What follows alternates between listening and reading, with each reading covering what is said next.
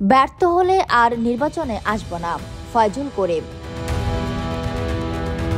ইসলামী আন্দোলন বাংলাদেশের সিনিয়র নায়েবে আমির মুফতি সৈয়দ মোহাম্মদ ফয়জুল করিম বলেন, আপনারা বিএনপি, আওয়ামী লীগ, জাতীয় পার্টির ক্ষমতা ও শাসন দেখেছেন। একবার ইসলামী শাসন ব্যবস্থায় হাত পাখা মার্কায় ভোট দিয়ে আমাদের জয়ী করে দেখেন। আমরা ব্যর্থ হলে আর কোনোদিন নির্বাচনে আসব না।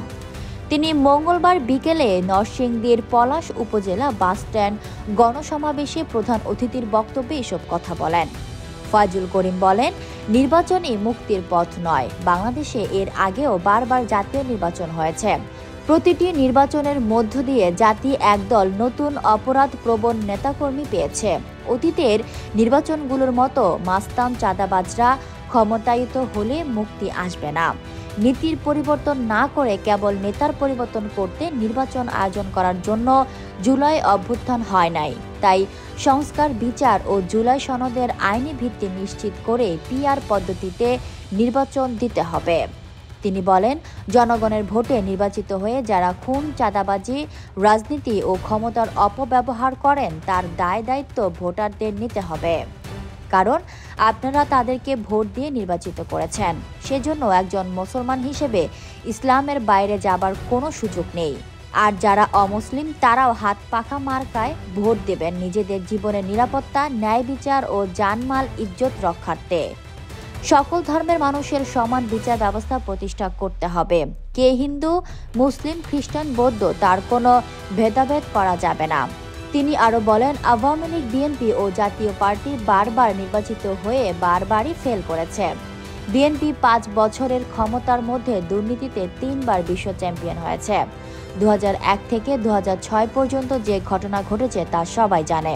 এখন পলাশে যে ঘটনা ঘটেছে তা পলাশবাসীও জানে। ওরা এখনো ক্ষমতায় যায়নি, তাতেই নিজ দলের নেতা খুনসহ চাঁদাবাজিতে ব্যস্ত রয়েছে।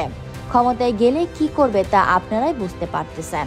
তিনি আরও বলেন, যারা নৌকার নির্বাচন করে তারা নৌকা চালাতে জানেন না, যারা ধানের শীষ নিয়ে নির্বাচন করে তারা ধান কাটতে পারেন না, এবং যারা লাঙ্গল নিয়ে নির্বাচন করে তারা লাঙ্গল চালাতে জানেন না। কিন্তু হাত পাখা সকল শ্রেণী পেশার মানুষ চালাতে পারে। এই হাত পাখা প্রার্থী ও ভোটার, নারী পুরুষ, ধনী দরিদ্র সকলেই চালাতে পারেন। এখানে নৌকা, ধানের শীষ ও লাঙ্গল দরিদ্র মানুষের প্রতীক, কিন্তু এ প্রতীক নিয়ে ধনীরা নির্বাচন করে। অন্যদিকে হাত পাখা সকল শ্রেণী পেশার মানুষের প্রতীক।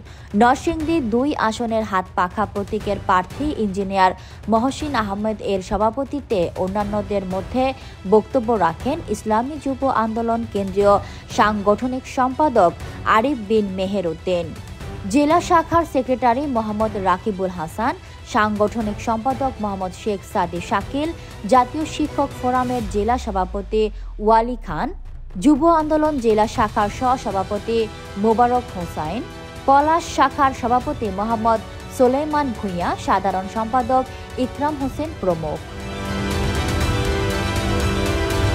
Fatema Tuj Johra, People Voice Television, Dhaka.